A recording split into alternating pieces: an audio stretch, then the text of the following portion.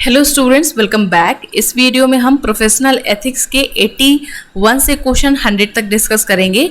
और professional ethics की जो ऑब्जेक्टिव क्वेश्चन पेपर को हम सॉल्व करा रहे थे उसकी प्लेलिस्ट ऑलमोस्ट कंप्लीट हो गई है। और अगर आप पहली बार ये वीडियो देख रहे हो तो इसके पहले मैंने 3-4 वीडियोज़ और बनाए हैं जहाँ पर प्रोफेशनल एथिक्स के जो अभी तक बाकी के जो क्वेश्चन थे उसमें डिस्कस करा दिए गए हैं। ओके, अगर आपने नहीं देखा है तो आप उसको भी देख लीजिएगा। अगर देख लिया है तो चलिए हम आगे के अब क्वेश्चन डिस्कस करते हैं। तो 81 आपका क्वेश्चन नंबर क्या है कि क्वेश्चन कह रहा है कि अधिवक्ता अधिनियम 1961 की किस धारा के अंतर्गत केंद्रीय सरकार को नियम बनाने की शक्ति दी गई है। तो आपका करेक्ट आंसर है डी नंबर, धारा 49A। धारा 49A में केंद्रीय सरकार को नियम बनाने की शक्ति दी गई है। 82 नंबर क्वेश्चन है कि किसी अधिवक्ता को नियोजन के दौरान और उसके संबंध में किसी सूचना को प्रकट करने की अनुमति नहीं है। तो इस संबंध में कौन सा कथन सही है। तो ऑप्शन देख लेते हैं। पहला ऑप्शन दिया गया है यह अधिवक्ता का कर्तव्य है कि वह ऐसी सूचना को प्रकट करे। दूसरा ऑप्शन दिया गया है कि यह अधिवक्ता का कर्तव्य है कि ऐसी सूचना या जो ऐसी किसी सूचना को प्रकट ना करे। तीसरा ऑप्शन है यदि सूचना किसी हत्या की संस्वीकृति है तब प्रकट किया जा सकता है यानी कर सकता है उपरोक्त सभी। तो आपको बता दो कि इसका करेक्ट आंसर जो है वो है बी नंबर, अधिवक्ता का यह कर्तव्य है कि वो ऐसी किसी सूचना को प्रकट नहीं करेगा। ठीक है, नेक्स्ट क्वेश्चन आपका है कि अधिवक्ता अधिनियम 1961 की किस धारा के तहत अनुशासनात्मक समिति यानी अनुशासनात्मक कमेटी को अधिवक्ता को व्यावसायिक अवचार के आधार पर दंडित करने की शक्ति दी गई है। तो आपका करेक्ट आंसर है धारा 35। धारा 35 में अनुशासनात्मक समिति को अधिवक्ता को व्यावसायिक अवचार के आधार पर दंडित करने की शक्ति दी गई है। नेक्स्ट क्वेश्चन है उच्चतम न्यायालय ने किस बात में कहा है कि यदि कोई अधिवक्ता अपने मुवक्किल से कोई विवादित संपत्ति जो कि मुकदमे के अधीन है बड़े कम मूल्य पर खरीदकर किसी तीसरे पक्षकार को महंगी बेचकर फायदा प्राप्त करता है तो यह व्यावसायिक अवचार का मामला है। तो ये किस केस में कहा गया था। तो ये आपका बहुत फेमस केस है, आपका पीडी गुप्ता बनाम राम मूर्ति का केस। पीडी बनाम राम मूर्ति के केस में ये जो बात है ये बोली गई थी। ठीक है, तो इस केस को आप बहुत अच्छे से ध्यान से पढ़िएगा, अच्छे से समझिएगा। 85 क्वेश्चन है आपका, उच्चतम न्यायालय ने किस मामले में यह अवधारित किया है कि यह खेदजनक है कि अधिवक्ता अग्नेय शस्त्र के साथ न्यायालय में प्रवेश करे। यह विधि व्यवसाय की गरिमा के लिए उपयुक्त नहीं है, यह तकलीफ दे बात है। तो किस बात में ऐसा कहा है। तो ये बहुत फेमस केस है आपका UP sales tax services association बनाम टैक्सेशन बार एसोसिएशन का केस है। इस केस में इन्होंने ऐसी बात कही। तो ये बहुत ज़्यादा क्वेश्चन ऐसे हैं जो केसेस से पूछे जा रहे हैं, तो आप लोग केसेस को विशेष करके ध्यान दीजिएगा।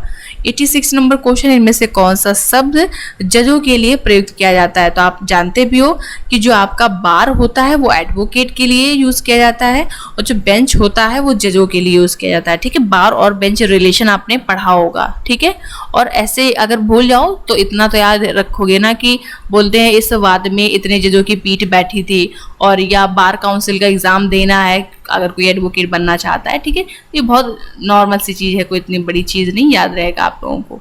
ठीक है, बार से आपका एडवोकेट रिलेटेड है और बेंच से न्यायाधीश यानी जज। बार और बेंच के बीच संबंधों को मजबूत करने के लिए आवश्यक है कि पहला ऑप्शन है एक दूसरे के प्रति सम्मान दर्शित करें। दूसरा ऑप्शन है शालीन और सम्मानजनक भाषा का प्रयोग करें। सी ऑप्शन है व्यक्तिगत हितों को प्राथमिकता ना दें। उपरोक्त सभी, तो ये आपका करेक्ट आंसर है। ठीक है, तभी बार और बेंच के बीच के जो संबंध है वो मजबूत रह सकते हैं। अगला क्वेश्चन आपसे पूछा गया है कि न्यायालय अवमान अधिनियम में कितनी धाराएं हैं। तो ये आप लोग याद रखिएगा, धारा 24 यानी कितनी धाराएं हैं इसमें टोटल आपकी 24 धाराएं। तो अब आप लोग कमेंट में हमें बताओगे कि एडवोकेट एक्ट 1961 में टोटल कितनी धाराएं हैं, क्योंकि कंटेम्प्ट ऑफ कोर्ट में तो 24 धाराएं हैं। अब उसका हमें कॉमेंट में आप लोग बताओगे और हम सभी का आंसर जानना चाहेंगे।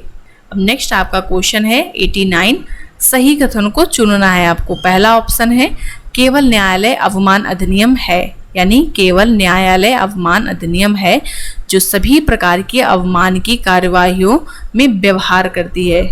दूसरा क्या है ऑप्शन, सीआरपीसी की धारा 345 सिविल आपराधिक या राजस्व न्यायालय के समक्ष किए गए कुछ अवमानों को देखती है। यह दोनों कथन सही है। तो आपका करेक्ट आंसर बी है कि सीआरपीसी की धारा जो 345 है वो भी सिविल आपराधिक और राजस्व न्यायालयों के समक्ष किए गए कुछ अवमाननों को देखती है। ठीक है। 90 नंबर क्वेश्चन है कि उच्च और उच्चतम न्यायालय की शक्तियां अभिलेख न्यायालय होने के नाते अवमान अधिनियम के द्वारा सीमित नहीं की जा सकती हैं। तो ये किस वाद में कहा गया है या किस वाद में ऐसा बोला गया है? तो ये आपका दिल्ली जुडिशियल सर्विसेज एसोसिएशन बनाम गुजरात राज्य के वाद में ऐसा कहा गया है। अगला क्वेश्चन है कि एक अधिवक्ता के लाइसेंस को निलंबित किए जाने की शक्ति विधि न निम्न में से किसको सौंपी गई है। यानी इसका मतलब ये है कि यहाँ थोड़ा सा देखो मिस्टेक हो जाती है। हर एक क्वेश्चन पेपर में आपको कुछ बहुत मिसप्रिंट मिलेगा। ये बहुत बड़ा इश्यू नहीं है कोई। ठीक है, बस आप लोगों को समझना है कि कहना क्या चाह रहा है क्वेश्चन का कहने का मतलब ये है कि एक अधिवक्ता का जो लाइसेंस होता है, एडवोकेट का जो लाइसेंस होता है, उसको निलंबित करने की जो पावर है, जो शक्ति है, वो किसको दी गई है। तो इसका आपका जो करेक्ट आंसर है वो राज्य विधिक परिषद और भारतीय विधिक परिषद को ये पावर दी गई है। ठीक है, वो किसी भी न्यायालय, उच्च न्यायालय को नहीं दी गई है। और यहाँ पर एक केस भी था, ठीक है, जिसमें क्लियर बताया गया था। अब नेक्स्ट आपका क्वेश्चन है कि किस बात में निर्धारित किया गया है कि उच्च न्यायालय और उच्चतम न्यायालय को यह शक्ति नहीं है कि वह तय करे कि अधिवक्ता व्यावसायिक अविचार का दोषी है। तो यहाँ पर जो आपका ए नंबर ऑप्शन है, सुप्रीम कोर्ट बार एसोसिएशन बनाम यूनियन ऑफ इंडिया। ये बहुत इंपॉर्टेंट केस है। इस केस में ये कहा गया है कि उच्च न्यायालय और उच्चतम न्यायालय को शक्ति नहीं है कि वो ये तय करे कि अधिवक्ता व्यावसायिक अविचार का दोषी है कि नहीं है।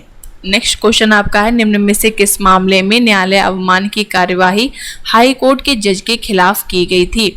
यानी इनमें से कौन सा ऐसा मामला है जिसमें न्यायालय अवमान की कार्रवाई हाई कोर्ट के जज के खिलाफ करी गई थी। ठीक है, तो इसका जो आपका करेक्ट आंसर है वो है बी नंबर, इन री ऑनरेबल जस्टिस CS कर्नन।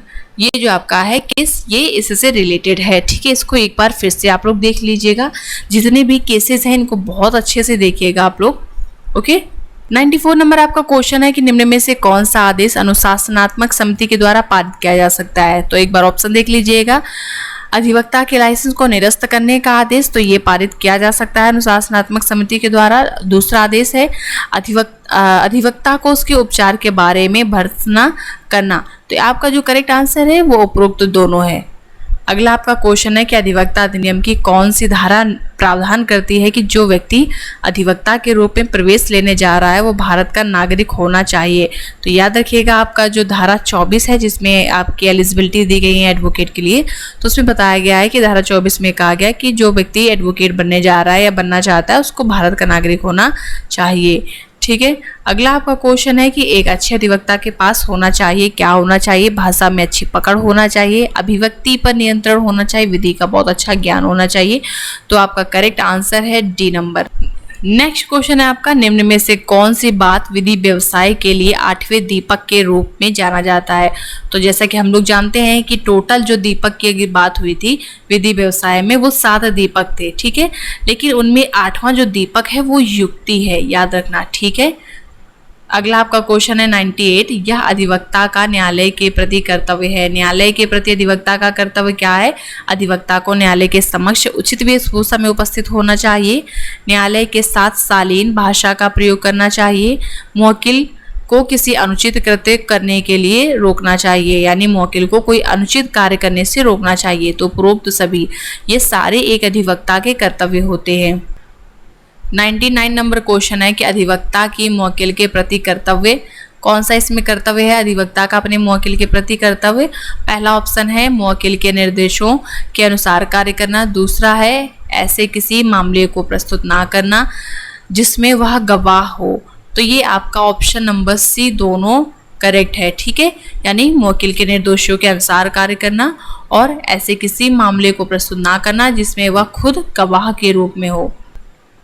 और इस वीडियो का लास्ट क्वेश्चन डिस्कस करें इससे पहले मैं आप लोगों से कुछ कहना चाहती हूँ कि ये जो आपका पेपर था ये एलएलबी सेकेंड सेमेस्टर का था, क्योंकि बीएलएलबी सेवेंथ सेमेस्टर का पेपर नहीं मिल पाया था और मैंने कोशिश करी है कि पूरा मैं इसको सॉल्व कर दूँ। ठीक है, आपके जो क्वेश्चन है वो बीएलएलबी सेवेंथ सेमेस्टर में भी एक कुछ इसी तरीके से क्वेश्चन पूछे जाएंगे, क्योंकि आपका पूरा सिलेबस सेम है। ठीक है, मैंने कोशिश तो करी है कि मैं सही सारे क्वेश्चंस के जवाब दे पाऊँ, लेकिन अगर फिर भी किसी क्वेश्चन में आपको डाउट लगता है तो आप एक बार जरूर से चेक करिएगा और मुझे भी कमेंट में इन्फॉर्म करिएगा, ताकि मैं भी आपका करेक्शन कर पाऊँ पीडीएफ में। ओके, और ये जो पीडीएफ है मैं इसको इसी वीडियो के डिस्क्रिप्शन में प्रोवाइड करा दूंगी, आप डाउनलोड कर लीजिएगा। चलिए लास्ट क्वेश्चन देख लेते हैं कि बार एवं बेंच अभिव्यक्त करता है। तो बार एवं बेंच क्या अभिव्यक्त करता है, तो ये आप लोग को ऐसे तो कमेंट में बताओगे इसका आंसर, क्योंकि बार जो होता है वो क्या करता है, वो किसको रिप्रेजेंट करता है, एडवोकेट को, और जो बेंच है वो आपका न्यायाधीशों को। ठीक है, तो इसका आंसर आप हमें कमेंट में बताओगे। तो चलिए अब आज के लिए बस इतना ही, फिर मिलते हैं किसी नेक्स्ट क्वेश्चन पेपर के साथ नेक्स्ट वीडियो में। तब तक के लिए बाय बाय, टेक केयर।